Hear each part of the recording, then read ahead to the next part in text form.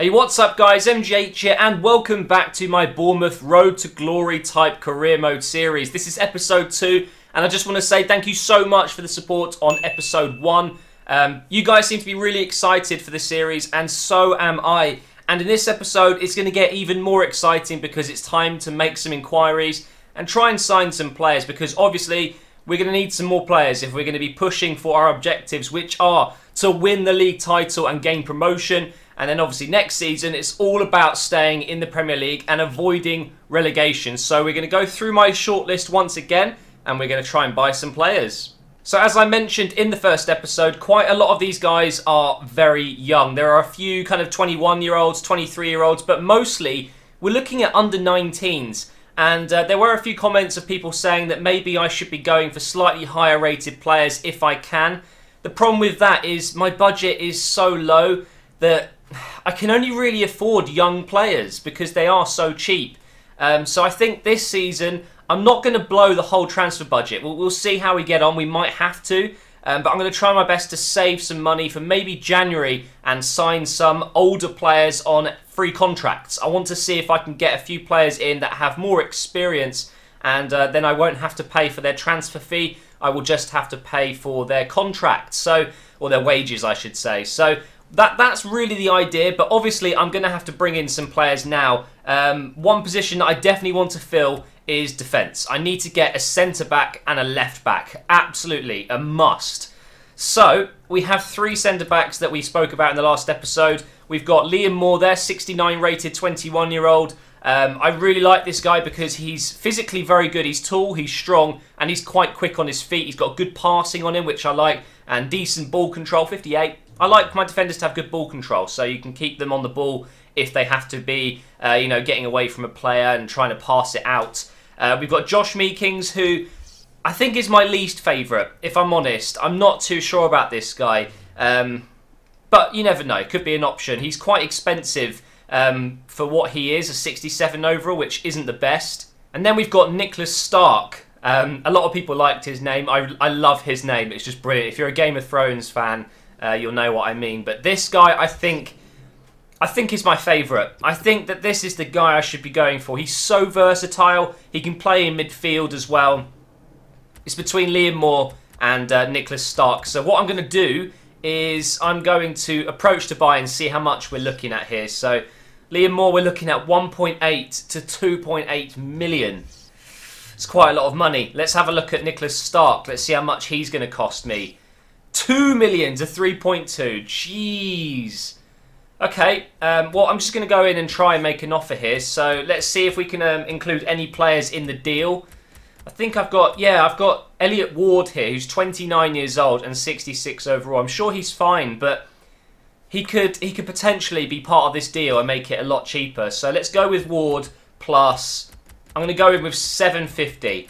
And obviously they're probably going to decline that and ask for more, but it's worth a try. So Ward plus 750, and I'm going to make the exact same offer for Liam Moore, who I think would be a very good signing if we can't get Stark. So let's do the same again. We'll go with Ward plus 750. Let's go 750 again. Now left back, Tyrone Mings or Garbett. Statistically, I'm looking at Mings as a bit more of a powerhouse. You know, he's got better stamina, better sprint speed. Let's have a look at his tackling and things like that. So tackling-wise, he's better as well. I could probably play Mings at centre-back because I know he has actually played there before. And he's 6'5". He's an absolute giant. So maybe playing him at centre-back is better. But then I look at Garbett and he's a much better threat going forward. He's got better crossing. He's got better passing.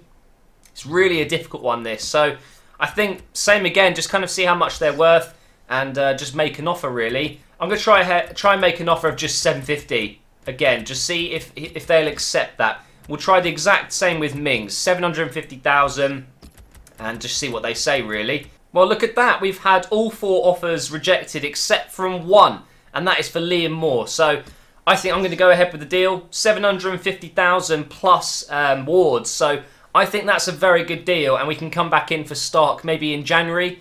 And I think he will be an absolutely fantastic signing. So I'm going to go ahead and sign him up on 7,000 per week for 4 years, crucial first team player, and let's see if he signs up. But regarding the other offers, I'm going to have to go back in for one of the left backs. Ipswich have just said no, basically. He's too valuable to us, and Everton want 1.8 million. Nuremberg weren't interested in the deal at all because they weren't interested in the player.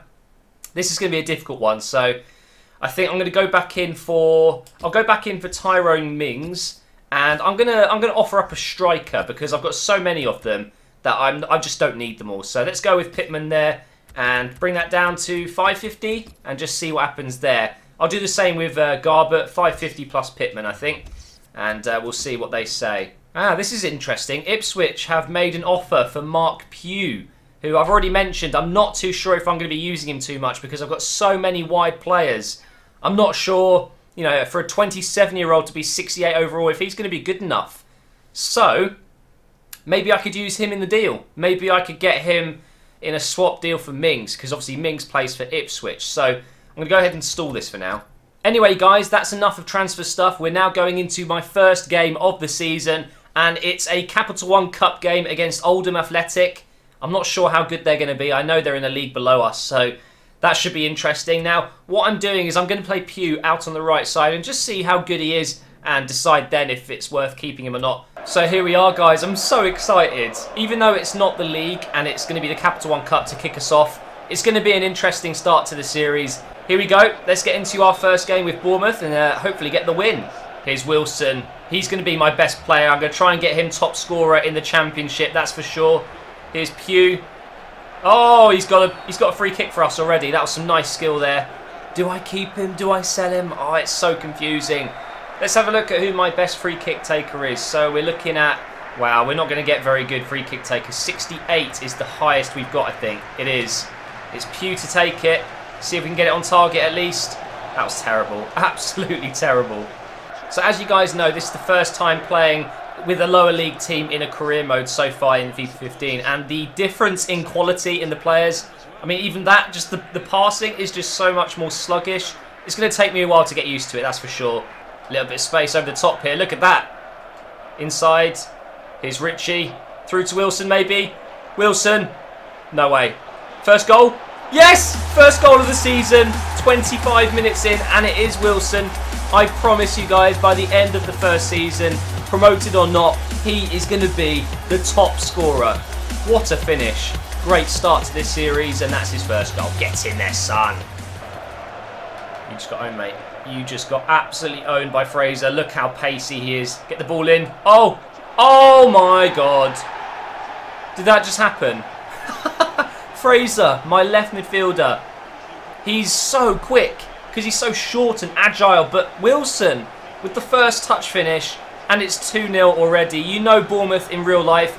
They've been scoring so many goals. They're playing beautiful football. I want to match that. I want to do the same. I'm absolutely all over these guys. Here's Wilson. He's on a hat-trick already, so I might try and get him one. Let's see if we can pass it around a little bit. Here's Ritchie. Oh, I might actually hit this. Sermon. Oh, that's not very good. Blocked. Oh, and I've lost it just before half-time as well. And there is half-time. All right, let's get into the second half and score some more goals, hopefully. No! Oh, what a save, Burridge. No! Oh, my God, it's off the post. Cook, get it out. Honestly, I didn't concede. I got very lucky there. Go, Wilson, go.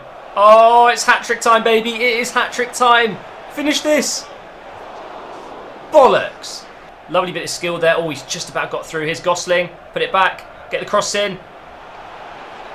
Oh, my God, it's just over. How have I not scored this third goal yet? Here goes Arter, who is normally going to be my cam. 5-star weak foot, which is brilliant. And, oh, okay, that's the end of the game. We've won it 2-0. I have no idea how I didn't beat them, 3 or 4-0, but I will take it. And it's a great way to end the episode. So, bit of a cliffhanger, guys. Am I going to sign Liam Moore at centre-back? Am I going to be able to sign Mings or Garbett? And then I'm going to go on to midfielders. I hope you come back for the next episode, which will be up tomorrow. Thank you so much for watching. If you could leave a like, I'd really appreciate it. You can follow me on Twitch and on Twitter with the links below. And I will see you in the next episode.